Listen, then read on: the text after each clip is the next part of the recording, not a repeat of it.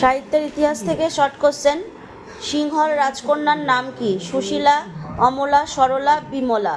এটি হবে সুশীলা। কে শ্রীমন্ত নাম নিয়ে জন্মগ্রহণ করেন? মলয়, মালাধর, অমল, জলধর। এটি হবে মালাধর। চণ্ডীমঙ্গল কাব্যধারার আদি কবি কে? হরিদত্ত, বিজয়গুপ্ত, মানিক দত্ত, নারায়ণ দত্ত। এটি হবে মানিক দত্ত। মুকুন্দরামের আসল নাম কি? রঘুনাথ, মুকুন্দ, বাঁকুড়া, শ্রীধর। এটি হবে মুকুন্দ। মুকুন্দরাম কি উপাধি পেয়েছিলেন?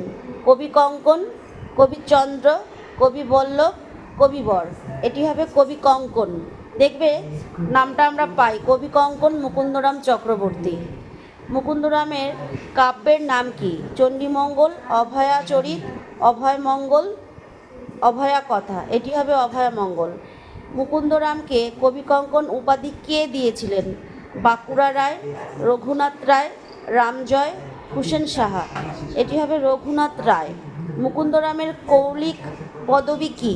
দেব, অধিকারী, রায় না চক্রবর্তী? এটি হবে চক্রবর্তী। মুকুন্দরাম চক্রবর্তী। মুকুন্দরামের পিতার নাম কি?